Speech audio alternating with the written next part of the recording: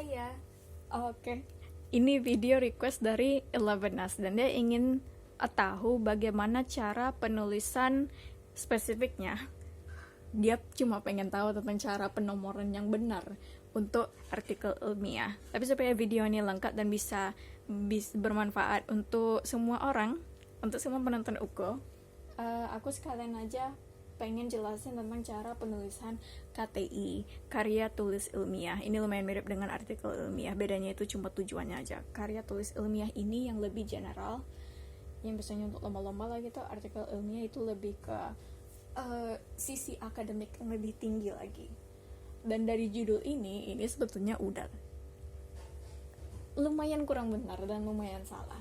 Karena meskipun kita tahu KTI ini apa, kalau dalam penulisan artikel kita nggak bisa langsung asumsi semua pembaca tahu ini nih kepanjangannya apa. Sama juga dengan HUT hari ulang tahun, meskipun itu memang singkatan yang sangat umum, kita nggak boleh langsung keluar aja dengan singkatan dan asumsi reader tuh udah tahu apa kepanjangannya. Jadi kita harus tulis kepanjangannya dulu, karya tulis ilmiah, barulah boleh kita pakai KTI.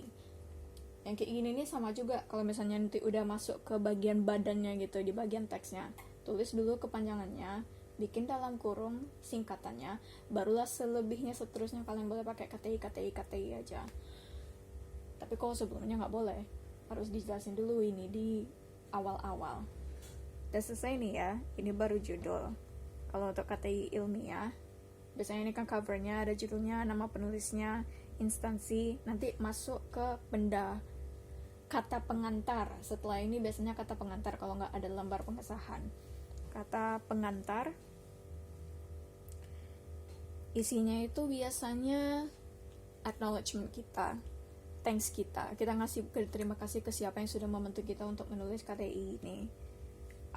Isinya juga harapan kita, apa manfaat dari untuk para pembaca yang membaca KTI kita, sekalian juga harapan kita untuk mendapat kritikan dari mereka.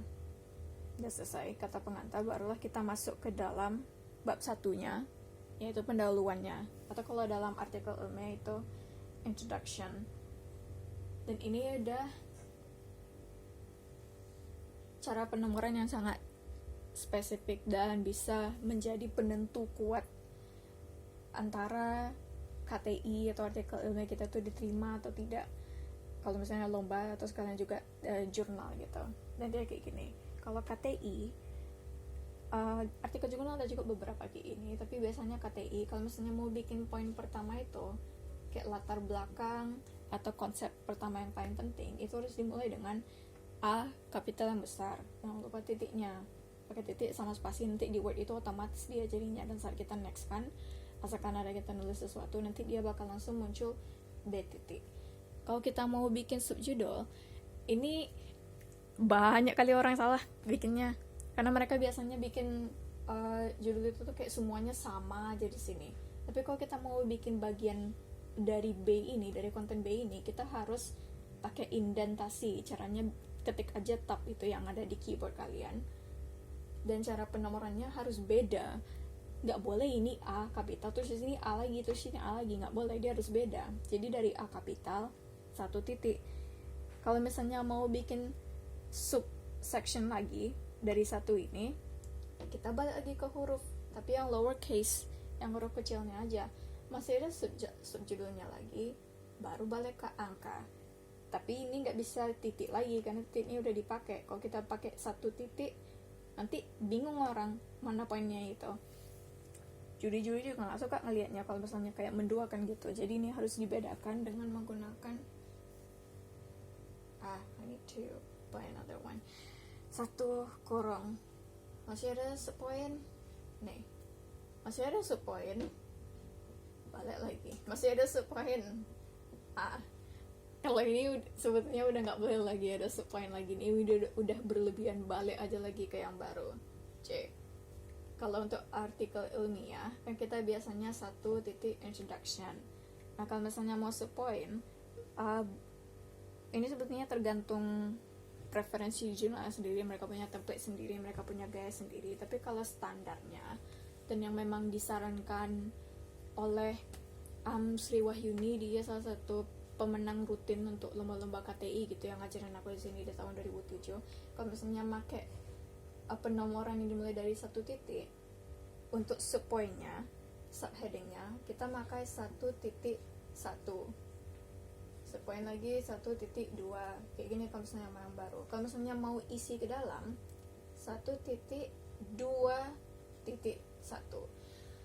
berarti subpoint dari 1.2 yang merupakan subpoint dari 1. Dan lihat kalau misalnya penomorannya kayak gini, kita nggak ada membedakannya dengan indent seperti ini, nggak ada miringkan kayak ini, tapi tetap sama aja urutannya.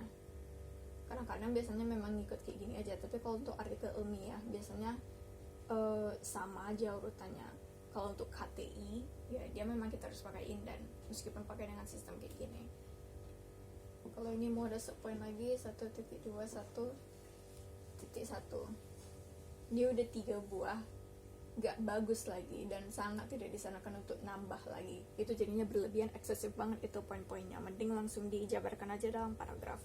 Tapi kalau misalnya memang ada poin yang banyak banget, kayak misalnya contohnya titik 2 terus ada mau ngasih 18 poin, itu kan gak mungkin kita jelasnya di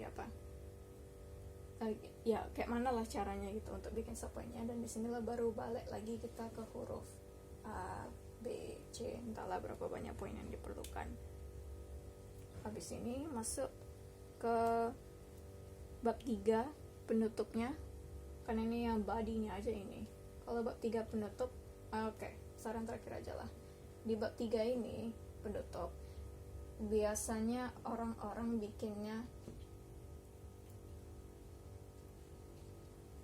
kesimpulan dan saran. Kalau dari yang aku pelajari dari Kak Sri Wahyuni, ini sebetulnya salah. Soalnya saran ini kan cuma noun aja gitu. Sedangkan kesimpulan ini berbeda lagi. Dia udah pakai imbuhan ke sama an itu. Kalau misalnya levelnya harusnya saran, dia harusnya cuma simpulan. Jadi nggak usah pakai imbuhan ke-nya itu. Oke, aku harap benar-benar puas, dan aku harap video ini sangat bermanfaat untuk everyone. Thank you for watching.